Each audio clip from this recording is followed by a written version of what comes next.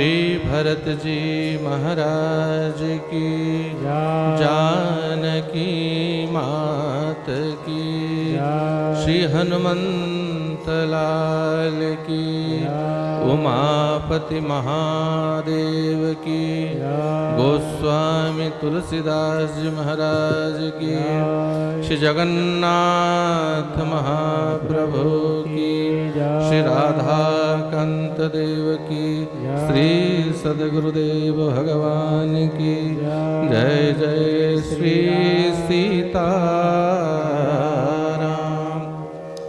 निताय गौर हरि बोल। भगवान श्री सीताराम जानकी वल्लभ लाल श्री जानकी रमण लाल श्री रघुनाथ जी की महती कृपा से हम आप सब श्री भरत जी के पावन चरित्र को श्रवण कर रहे हैं। कई दिनों से निर्णय हो नहीं पा रहा है, न वशिष्ठ जी निर्णय कर पा रहे हैं, न श्री राम कुछ निर्णय ले पा रहे हैं, न महाराज जनक निर्णय ले पा रहे हैं। ऐसी चरित्र है भरत जी महाराज की। सावधान सुनु सुमुखी सुलोचनी भरत कथा भवबंध विमोचनी। ये कौन कह रहे हैं? जनक जी महाराज कह रहे हैं महारानी सुनैना से, देवी सावधान होकर के भरत जी की कथा को सुनो, क्योंकि भरत कथा भवबंध विमोचनी। भरत जी की कथा भव बंधन को काटने वाला है, भव सागर से पार लगाने वाला है। और ये ऐसा चरित्र है, यदि मैं चाहूं भी मैं बड़े बड़े विषय के ऊपर कह सकता हूं, राजनीति के ऊपर कह सकता हूं, धर्म के ऊपर कह सकता हूं, वेदांत के ऊपर विवेचना दे सकता हूं, पर रानी जब भरत जी की कथा कहने जाऊं तो भरत की कथा तो दूर, भरत जी की परछाई को भी मैं स्पर्श नहीं कर सकता। ऐसी महिमा है भरत जी की। सिया राम प्रेम पीयूष पूरन होत जन्म न भरत को। गोस्वामी जी कहते हैं श्री सीताराम जी के प्रेम रूपी अमृत से परिपूर्ण भरत जी का जन्म यदि ना होता तो प्रेम किसे कहते हैं, भक्त का स्वभाव कैसा होना चाहिए, भक्त का व्रत नियम कैसा होना चाहिए, ये जगत को कौन बताता। ऐसे भरत जी की कथा हम सुन रहे हैं। कल हम श्रवण कर रहे थे, श्री राम श्री वशिष्ठ जी के पास आए हैं और आकर के कहा, हे गुरुदेव, नाथ भरतु पुरजन महतारी शोक बिकल बनवास दुखारी। हे नाथ, अनेक दिन से अयोध्यावासी अयोध्या को छोड़ करके यहाँ चित्रकूट में रह रहे हैं। मिथिलावासी महाराज विदेह भी अपने समाज को लेकर के आ गए चित्रकूट। वन में वो सुविधा नहीं है जो सुविधा अयोध्या में है, जो सुविधा मिथिला में है। यहाँ कंद मूल आहार करके वन में धूप घाम वर्षा सह करके सभी लोग रह रहे हैं, सभी दुखी हैं। इसीलिए हे नाथ, आप उचित होई सोई कीजिए नाथा। जो आपको उचित लगे आप जल्दी कुछ निर्णय लीजिए। राम जी को तो समझा बुझा करके वशिष्ठ जी ने विदा कर दिया, पर स्वयं कुछ निर्णय ले नहीं पाए। मुनि मति थाड़ तीर अबलासी, भरत महामहिमा जल राशि। भरत जी का प्रेम यदि अगाध समुद्र बन गया तो वशिष्ठ जी का मन अबला नारी की भांति निश्चेष्ट हो गया। राम जी ने अपनी चिंता वशिष्ठ जी के ऊपर छोड़ दी। अब वशिष्ठ जी आए महाराज जनक के पास। मेरी बुद्धि तो अब काम नहीं कर रही है, महाराज जनक चाहें तो कोई समाधान करें। जनक जी के पास आकर के कहते हैं, महाराज अब कीजिए सोई, सब कर धर्म सहित हित होई। हे महाराज जनक, अब मेरी बुद्धि भी काम करना बंद कर चुकी है। मैं कोई निर्णय लेने में असमर्थ हो रहा हूं। आप परमहंस हैं, ज्ञानियों में अग्रगण्य हैं, आप विदेह राज हैं, इसीलिए अब आपके ऊपर ही हम सबका भरोसा है। आप ही कोई निर्णय लीजिए। यह अनेक दिनों से जो चल रहा है, कोई भी समाधान नहीं आ पा रहा है, आप कोई समाधान निकालिए। कहकर के वशिष्ठ जी वहां से चले गए। बैठ करके जनक जी सोचने लगे, मैं भला मिथिला में था, मैं क्यों यहाँ आया? आई यहाँ कीन भल नाही, यहाँ आकर के मैंने ठीक नहीं किया। अब मेरे ऊपर भार आ गई है, मेरे ऊपर निर्णय का भार दे दिया। अब मैं क्या निर्णय करूं? अब राम जी ने छोड़ दिया वशिष्ठ जी के ऊपर, वशिष्ठ जी ने निर्णय छोड़ दिया जनक जी के ऊपर। अब जनक जी सोचने लगे, मैं किसके पास जाऊं, मैं कहां जाऊं? जनक जी आए भरत जी के पास। बोले अब एक ही भरोसा है, भरत जी यदि चाहें तो कोई निर्णय, कोई समाधान होगा। समय समुझि धरि धीरजु राजा, चले भरत पहीं सहित समाजा। पूरे परिकरों को लेकर के, अपने समाज को लेकर के चले भरत पहीं सहित समाजा। जनक जी भरत जी के पास आए और आकर के भरत जी से कहने लगे, तात भरत कह तेरहु तिराऊ, तुम ही विदित रघु वीर सुभाऊ। हे भरत, श्री राम के स्वभाव को जैसा तुम जानते हो वैसा संसार में कोई नहीं जानता। अच्छा, क्या श्री राम को कोई जान सकता है? ब्रह्मा विष्णु शिव भी यदि चाहें, तेहु न जानहि मर्म तुम्हारा। ब्रह्मा विष्णु शिव भी श्री राम के मन को जान नहीं सकते। बड़े बड़े मुनि, बड़े बड़े अमलात्मा भी श्री राम के मन को जान नहीं सकते। आगे वनवास के समय प्रसंग आएगा, लक्ष्मण हूं यह मर्म न जाना। जो सदैव राम जी के निकट रहने वाले हैं, लक्ष्मण जी भी राम जी के मन को नहीं जान पाते। और वहां गंगा किनारे केवट ने क्या कहा?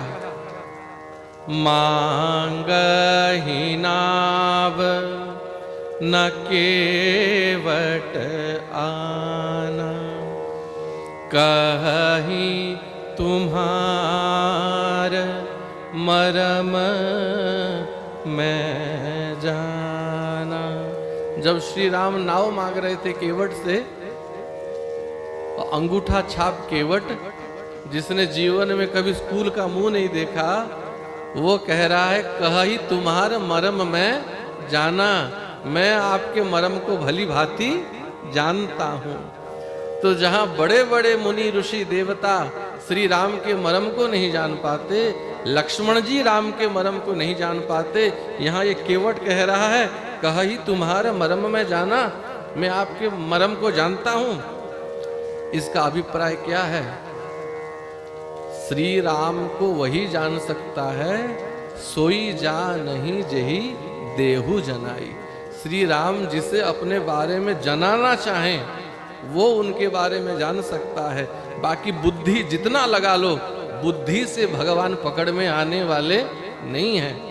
और एक बार जो प्रभु को पहचान लेता है, भगवान के स्वभाव को जान लेता है, ताही भजन तजी भावनाना, उमा राम स्वभाव जही जाना। भगवान शिव कह रहे हैं, पार्वती एक बार जो मेरे राम जी के स्वभाव को जान लेता है ना, उनको छोड़ करके रह नहीं पाता। सोई जानहि जही देहु जनाई, और जानत तुम ही भय जाई। इसका अर्थ क्या है? जब तक श्री राम को, जब तक श्री कृष्ण को, भगवान के स्वभाव को नहीं जानते, तब तक तो संसार में रहोगे। संसार बढ़िया लगेगा, संसार के लोग बढ़िया लगेंगे, लेकिन जिस दिन श्री राम के बारे में थोड़ा भी जान लोगे, उनके स्वभाव के बारे में जान लोगे, तब उसके बाद और संसार प्रिय लगेगा नहीं। जानत तुम ही भय जाई, वो तो श्री राम का ही बन जाता है। इसीलिए जानहि भगत भगत उर चंदन, तुम्हारी कृपा तुम ही रघुनंदन। हे राम, आपको यदि कोई जान सकता है तो आपके भक्त ही आपको जान सकते हैं, बाकी कोई आपके बारे में जान नहीं सकता। और भरत जी ये तो भक्त राज हैं, भक्त शिरोमणि हैं, भक्त चूड़ामणि हैं। इसीलिए जनक जी कहते हैं, भरत मैं परमहंस हूँ, ब्रह्मज्ञानी हूँ, फिर भी मैं राम के बारे में नहीं जान सकता। वशिष्ठ जी भी नहीं जान सकते, पर तुम जानते हो।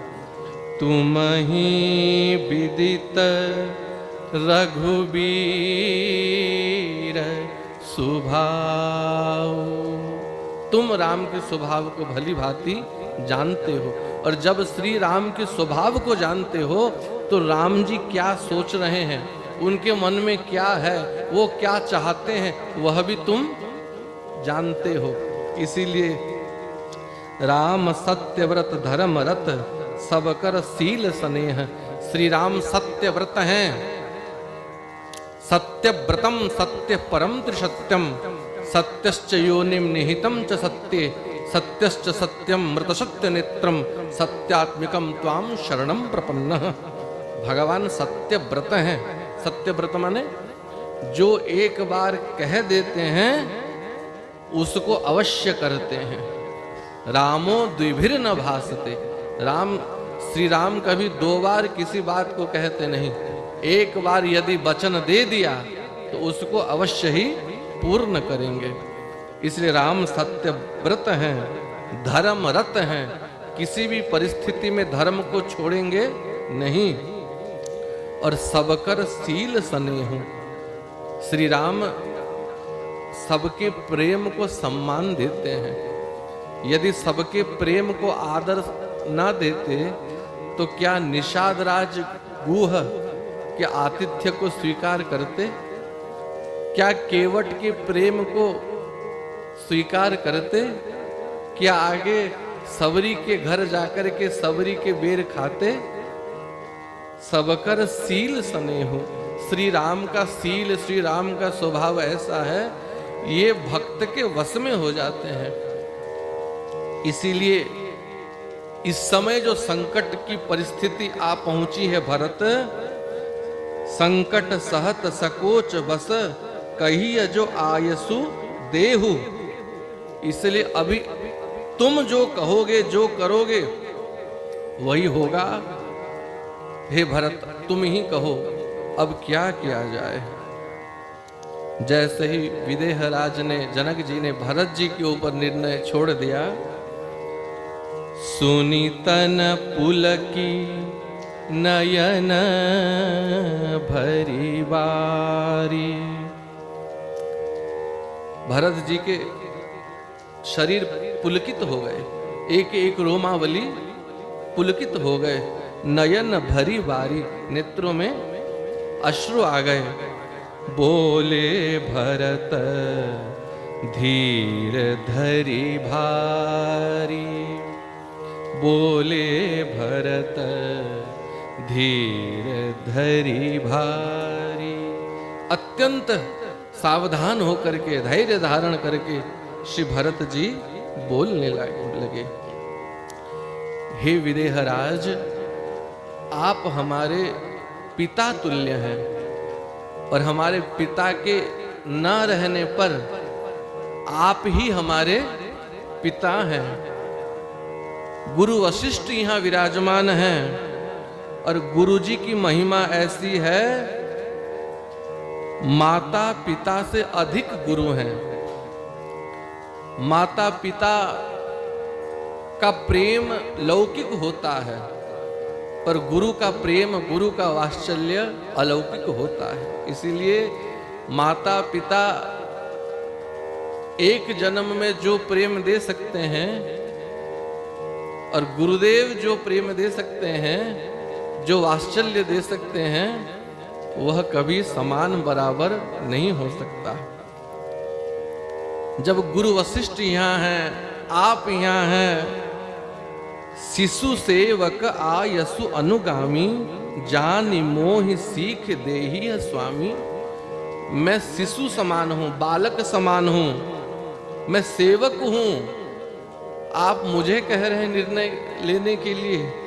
हे जनक जी, अपना बालक जान करके मोहि सीख देहि स्वामी, आप मुझे सिखाइए क्या करना चाहिए, भला क्या है, बुरा क्या है, अच्छा क्या है, मैं नहीं जानता, मैं तो बालक हूं, इसलिए आप मुझे सिखाइए मैं क्या करूं। फिर भी यदि आप मुझसे पूछते हैं, छोटे बदन कहूं बड़ी बाता, क्षम बतात लखी बाम विधाता। छोटे बदन कहूं बड़ी बाता, छोटे मुंह बड़ी बात कहने जा रहा हूं। इसीलिए अगर मुझसे कोई अपराध हो जाए, मेरे मुख से कोई अनुचित वाणी वचन निकल जाए, क्षम बतात लखी बाम विधाता, मेरे प्रति विधाता बाम हो गए हैं, ऐसा सोच करके मुझे क्षमा कीजिएगा। और श्री भरत जी क्या कहते हैं, राखी राम रुख धर्म व्रत, पराधीन मोहि जानी, सबके सम्मत सर्वहित करिह प्रेम पहिचानी।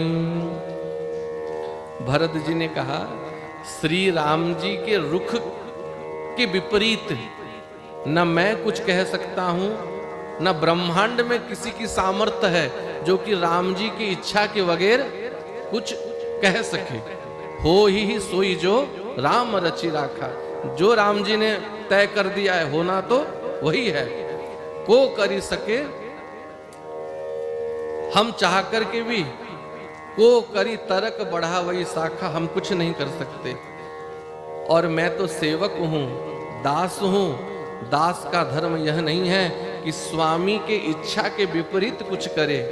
इसलिए यदि आप मुझे पूछ रहे हैं तो राखी राम रुख, राम जी की इच्छा को रख करके, धर्म व्रत, धर्म को देख करके, मेरे प्रेम के व्रत को देख करके, पराधीन मोहि जान। क्या कहा, मैं स्वाधीन नहीं हूं, मैं स्वतंत्र नहीं हूं, मैं सर्वदा मेरे स्वामी के अधीन हूं, मैं पराधीन हूं। और पराधीन व्यक्ति कभी कोई निर्णय ले नहीं सकता। निर्णय लेने का अधिकार किसे है, जो स्वतंत्र होता है। जो परतंत्र होता है, जो पराधीन होता है, वो कभी कोई निर्णय ले नहीं सकता। इसलिए मैं तो पराधीन हूं। इसलिए हे नाथ, जिसमें सबका हित हो, सबका मंगल हो, मेरा व्रत खंडित ना हो और श्री राम की इच्छा के विपरीत कुछ ना हो, यह जान करके, समझ करके, हे जनक महाराज, हे विदेहराज, आपको जो उचित लगे सो आप करिए, कह करके भरत जी ने भी अपनी बात जनक जी के ऊपर छोड़ दी। भरत जी क्या कह गए, जनक जी को कुछ समझ में नहीं आया। रहे कहावत है बड़ ज्ञानी। जो अपने आप को बड़े ज्ञानी कहते हैं, भरत जी की बात जनक जी के पल्ले नहीं पड़ी। क्यों? ये तो प्रेम की बात है ऊधो, बंदगी तेरे बस की नहीं है। ये तो प्रेम की बात है ऊधो। जब गोपियों ने ब्रज में उद्धव को समझाया, क्या उद्धव के समझ में आया? गोपियों की बात सुनकर के ऊधव भय सूधव, सुन गोपियन के बोल, और ज्ञान बजाए डुगडुगी, प्रेम बजायो ढोल। वहां वृंदावन के निकुंज वीथियों में गोपियों के प्रेम के आगे जो स्थिति महाज्ञानी शिष्यो बृहस्पति, साक्षात बृहस्पति के शिष्य उद्धव जी की हुई थी, यहाँ चित्रकूट की भूमि में परम प्रेमी प्रेम मूर्ति भरत जी के आगे परम ज्ञानी जनक जी की भी स्थिति वही हो गई है। जनक जी समझ नहीं पाए कि भरत जी क्या कहने वाले हैं। कैसे? ज्यो मुख मुकुर मुकुर निज पानी, गही न जाई अस अद्भुत बानी। अच्छा, दर्पण के आगे जब हम बैठते हैं तो हमारी छवि दर्पण में दिख जाती है कि नहीं?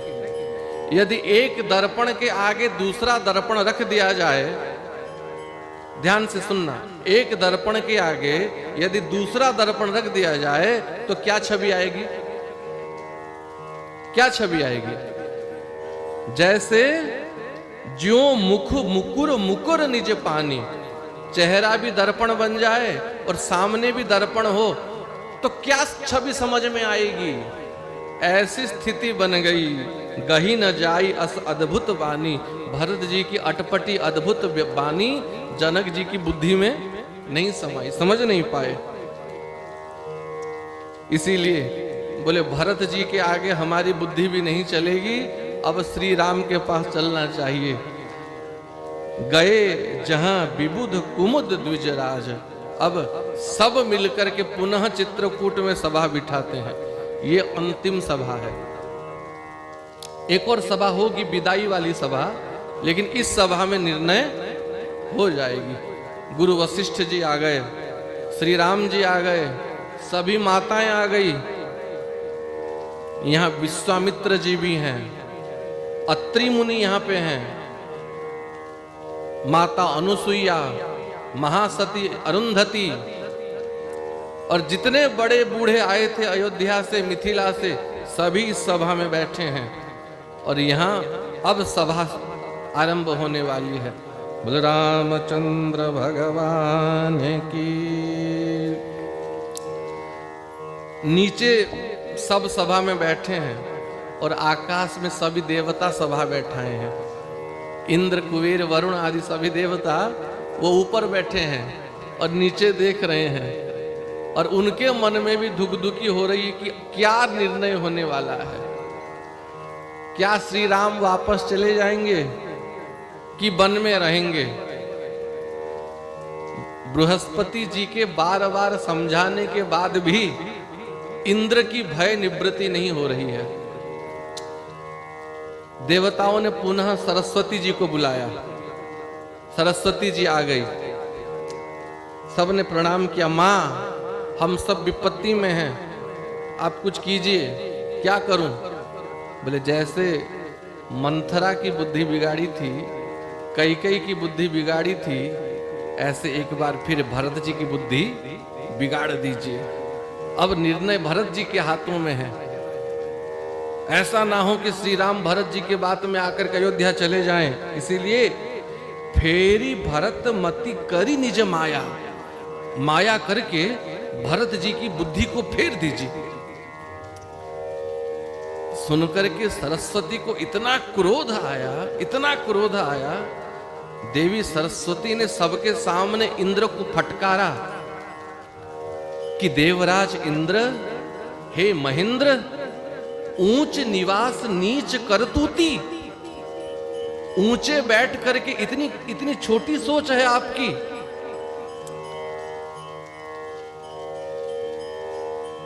इंद्र के सब अंगों में नेत्र हैं, 1000 नेत्र हैं इंद्र के। सरस्वती जी ने कहा सामने सुमेरु पर्वत हो तो 2 नेत्रों से भी दिख जाएगा, है कि नहीं? पहाड़ नहीं दिखेगा 2 नेत्रों से। और 1000 नेत्र होने के बाद भी हे इंद्र, लोचन सहसन सूज सुमेरु, 1000 नेत्र होने के बाद भी तुमको सुमेरु पर्वत नहीं दिख रहा है। बोली सुर स्वारथ जड़ जानी, तुम देवता सदैव स्वार्थी हो, जड़ हो। देवता होने के बाद भी तुम्हारे भीतर कोई ज्ञान है नहीं। हे इंद्र, तुम मुझे किसकी बुद्धि बिगाड़ने के लिए कह रहे हो? भरत की बुद्धि बिगाड़ने के लिए? अरे मेरी क्या स्थिति है? विधि हरिहर माया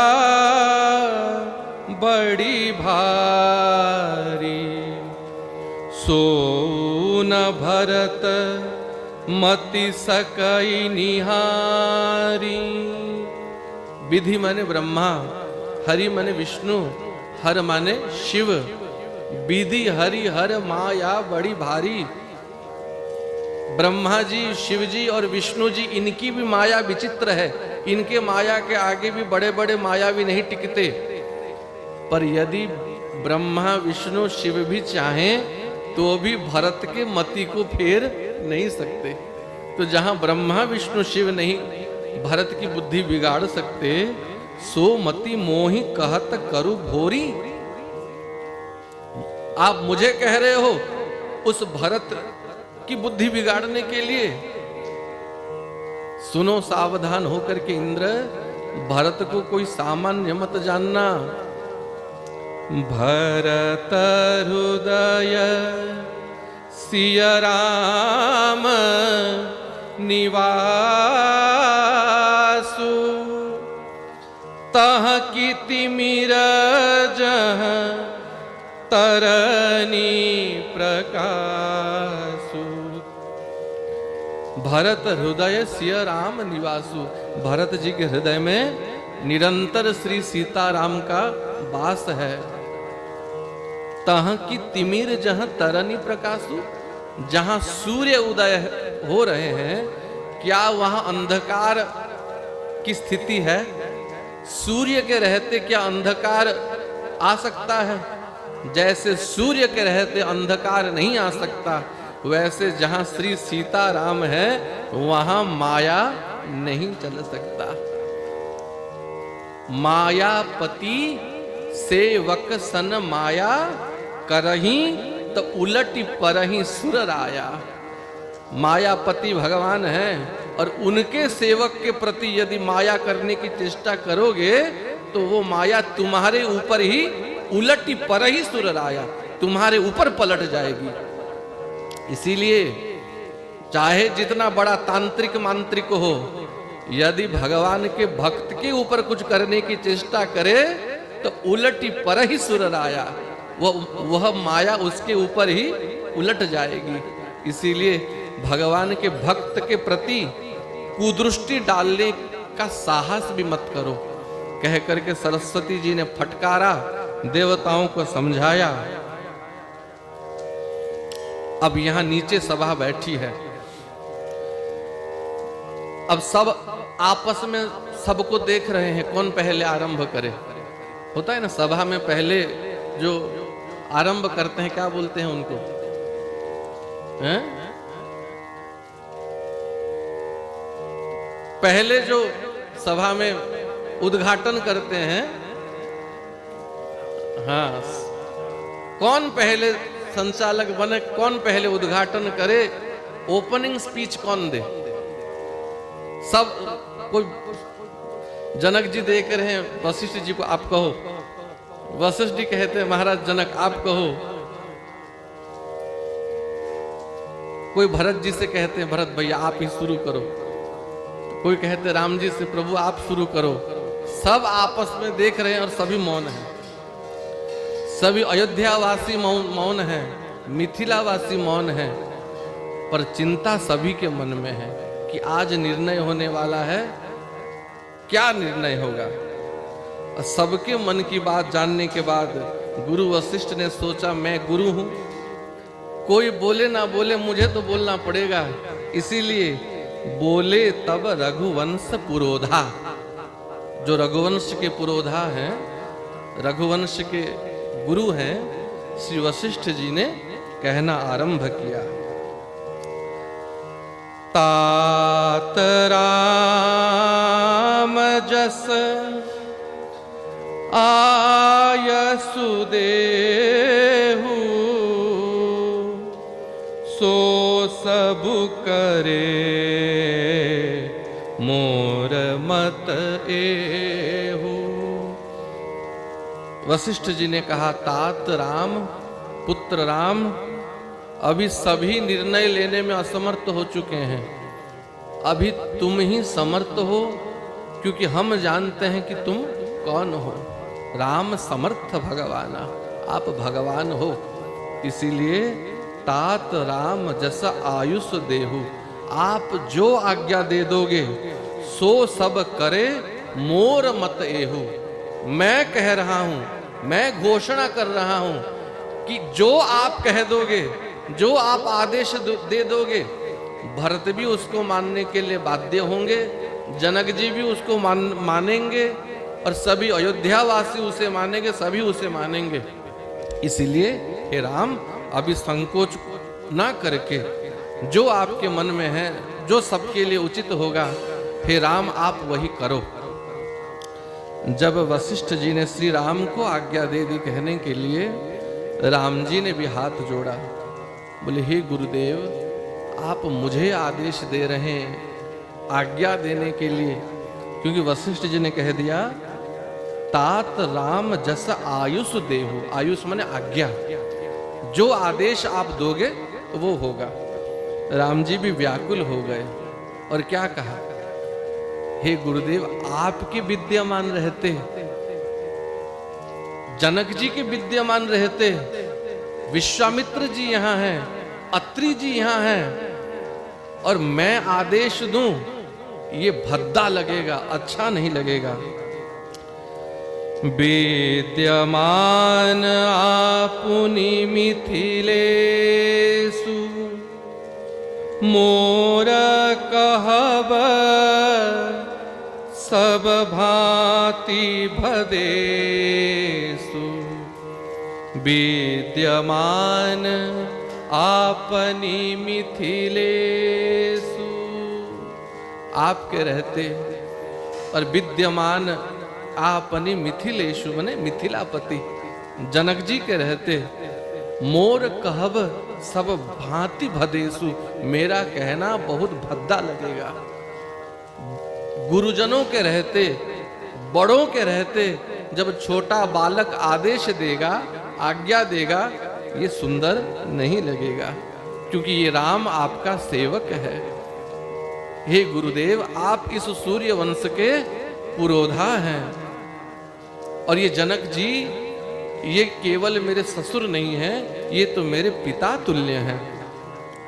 इसलिए आप मुझे आदेश देने के लिए मत कहिए। कह करके राम जी भी चुप हो गए। अब फिर सभी मिलकर के भरत जी की ओर देखने लगे। राम जी ने 2 पंच चुने हैं। जब निर्णय होता है तो 5 पंच बैठते हैं ना, तो 2 पंच चुने गए।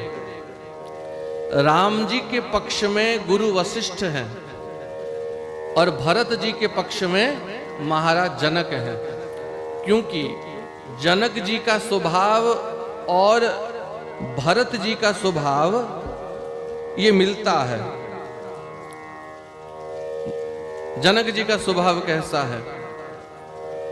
प्रणवं परिजन सहित विदेहु, जाहि राम पद गूढ़ सने हूँ, जाहि राम पद गूढ़ सने हूँ। गोस्वामी जी कह रहे हैं, विदेहराज महाराज जनक को मैं प्रणाम करता हूं, जिनका श्री राम जी के चरणों में गूढ़ स्नेह है।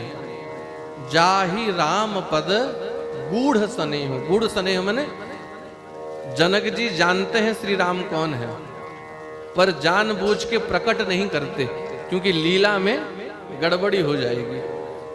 और सामने तो आशीर्वाद देते हैं जामाता के रूप में, पर भीतर ही भीतर श्री राम को प्रणाम करते हैं। इसीलिए जाहि राम पद गूढ़ स्नेह हो। तो जनक जी के मन में राम जी के प्रति स्नेह छिपा हुआ है, गूढ़ है। और भरत जी, गूढ़ स्नेह भरत मन माही, रहे नीक मोहि लागत नाही। कौशल्या जी कहते हैं, गूढ़ स्नेह भरत मन माही। जैसे जनक जी के मन में राम जी का प्रेम गूढ़ है, वैसे भरत जी के मन में भी राम जी का प्रेम गूढ़ है। भरत जी भी कभी अपने प्रेम को प्रकट नहीं करते। इसीलिए जनक जी का स्वभाव और भरत जी का स्वभाव मिलता है। इसीलिए भरत जी के पक्ष में पंच बने हैं जनक जी, और राम जी का स्वभाव और वशिष्ठ जी का स्वभाव मिलता है। श्री राम जी मर्यादा पुरुषोत्तम है। मर्यादा के आगे कभी श्री राम कुछ करते नहीं हैं। और वशिष्ठ जी भी भली भांति मर्यादा का रक्षा करते हैं, विधि का पालन करते हैं। क्योंकि वशिष्ठ जी के पिता कौन है? ब्रह्मा जी हैं। और ब्रह्मा जी का एक नाम है विधि। विधि हरि हर कवि कोविद बानी। विधि के पुत्र हैं, इसलिए वशिष्ठ जी भी कभी विधि के विपरीत कुछ नहीं करते। जो करते हैं विधि में करते हैं। विधि का दो अर्थ है। एक विधि का अर्थ है ब्रह्मा जी, और एक विधि का अर्थ है उपाय। जेहि विधि नात होय हित मोरा। किस उपाय से किया जाए, किस विधि से किया जाए। तो एक अर्थ है विधि का उपाय, और एक अर्थ है विधि का ब्रह्मा जी। तो श्री राम जी मर्यादा पुरुषोत्तम हैं, और वशिष्ठ जी कभी मर्यादा के आगे जाते नहीं, मर्यादा की रक्षा करते हैं। इसलिए राम जी के पक्ष में पंच बने हैं वशिष्ठ जी, और भरत जी के पक्ष में पंच बने हैं जनक जी। पर दोनों पंच मिलकर के भी कोई निर्णय ले नहीं पाए। जब दोनों पंच मिलकर के भी निर्णय नहीं ले पाए, तब एक सरपंच को चुना है। किसको सरपंच बनाया है? सकल बिलोकत भरत मुख, बनई न उतरू देत। सकल बिलोकत भरत मुख। सभी मिलकर के एक साथ भरत जी को देखने लगे। बनही न उतरू देत, कोई उत्तर दे नहीं पा रहे हैं। जनक जी कह रहे हैं, भरत बस बहुत हो गया, अभी आप ही कुछ निर्णय ले लो। वशिष्ठ जी कहते हो गया बस भरत, हम सब हार गए, अब तुम जीते। राम जी भी कहते हैं मैं भी हार गया भरत, तुम जीते, तुम निर्णय लो। अब भरत जी जान गए सभी धर्म संकट में हैं, और सर्वोपरि मेरे प्रभु श्री राम भी धर्म संकट में पड़ गए हैं, निर्णय नहीं ले पा रहे हैं। तो अब मुझे ही कुछ कहना पड़ेगा। सोच करके करी प्रणाम सब कहाँ कर जोरे। सबको एक बार भरत जी ने हाथ जोड़ करके प्रणाम किया। राम राऊ गुरु साधु निहोरे। एक बार राम जी को प्रणाम किया। जितने साधु बैठे थे चित्रकूट में सबको प्रणाम किया। गुरुदेव को प्रणाम किया और आंख बंद की, और आंख बंद करके हिया सुमिरी शारदा सुहाई। किसको स्मरण किया है? शारदा माने सरस्वती। जय जय शारदे वरदायिनी वीणाधारिणी, हे वीणाधारिणी, हे वाणी, हे सरस्वती, अब आप ही मेरी वाणी से जो बुलवाएंगे वो मैं कहूंगा। कह करके नेत्र बंद करके सरस्वती जी को प्रणाम किया है। और जैसे ही सरस्वती जी को प्रणाम किया, मानस ते मुख पंकज आई। सरस्वती जी आकर के भरत जी के मुख पंकज, मुख पद्म, मुख में, जिह्वा में आकर के सरस्वती जी बैठ गई। यहां ध्यान दीजिए, सरस्वती जी कहां रहती हैं? ब्रह्मा जी के पास रहती हैं। पर मानस ते मुख पंकज आई, जही पर कृपा करही जन जानी, कवि उर अजीर नचा वही बाणी। सरस्वती जी का एक नाम है बाणी। क्या है? बाणी। ये किनकी बाणी है? देवी भागवत में हमने सुना, भगवान के जिह्वा से सरस्वती जी का प्राकट्य हुआ है। इसलिए सरस्वती जी राम जी की वाणी हैं। जो राम जी कहना चाहेंगे सरस्वती जी वही कहेंगी। उससे कम ज्यादा सरस्वती को भी कहने के लिए आज्ञा नहीं है। मानस ते मुख पंकज आई। मानस का एक अर्थ है मन और एक अर्थ है हृदय। और भगवान राम कहाँ रहते हैं? भरत हृदय सिय राम निवासु। भरत जी के हृदय में सदैव श्री राम जी का निवास है। अब जब भरत जी ने मां सरस्वती को प्रणाम किया है, ये ब्रह्मलोक वाली सरस्वती नहीं है। श्री राम जी के हृदय से, भरत जी के हृदय से, राम जी के वाणी से सरस्वती जी आकर के भरत जी के वाणी में, जिह्वा में बैठ गई। मने भरत जी ने श्री राम को ही मन पुकारा, प्रभु अब जो आप बुलवाएंगे वो मैं बोलूंगा। मोर जिह्वा बीणा यंत्र तुम्ही बीणाधारी, जई उठे तुम्हार मने ताहाई उच्चारी। राय रामानंद प्रभु कहते हैं ये जिह्वा बीणा यंत्र है और आप जंत्री हैं। इस जिह्वा से जो बुलवाना चाहेंगे प्रभु, यह जीवा, यह वाणी वही कहेगा।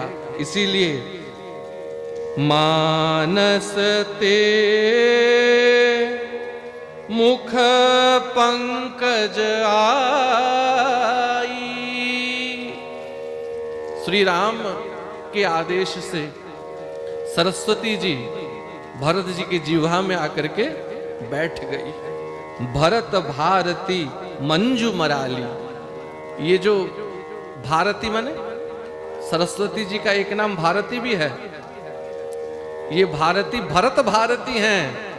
ये भरत जी के ही हृदय से प्रकट हुई हैं, राम जी की जिह्वा से प्रकट हुई हैं। मंजू मराली, मराल माने हंस। हंस के वाहन में बैठने वाली श्री सरस्वती जी जिह्वा में आकर के बैठ गई। करी प्रणाम बोले भरत सुमिरी, सिय रघुराजू सुमिरी, सिय रघुराजू। अब करी प्रणाम, सबको प्रणाम करके अपने हृदय में विराजमान सुमिरी सिय रघुराजू, श्री सीताराम को प्रणाम करके भरत जी बोलने लगे। और बोलने से पहले मंगलाचरण करते हैं। कुछ भी बोलो पहले मंगलाचरण, स्तुति, भगवान की स्तुति वंदना करने के बाद ही कुछ बोलना चाहिए। तो भरत जी पहले श्री राम की स्तुति गाने लगे। सरल सुसाहिबु शील निधानो, प्रणत पाल सर्वज्ञ सुजानो, समरथ शरणागत हितकारी, गुण गाहक अवगुण अगहारी। श्री राम जय राम,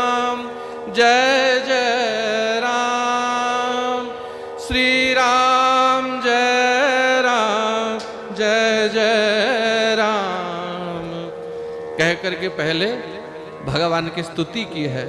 सरल सुसाहिब शील निधानु, हे प्रभु आप सरल हो, शील निधान हो, सबके स्वभाव को जानने वाले हो, प्रणत पाल हो, जो आपके शरण में आते हैं आप उनका पालन करते हो, आप सर्वज्ञ हो, माने सबके मन की बात जानने वाले हो, सुजान हो, भली भांति जानते हो, और प्रभु आप समर्थ हो, आप समर्थ हो, शरणागत हितकारी हैं?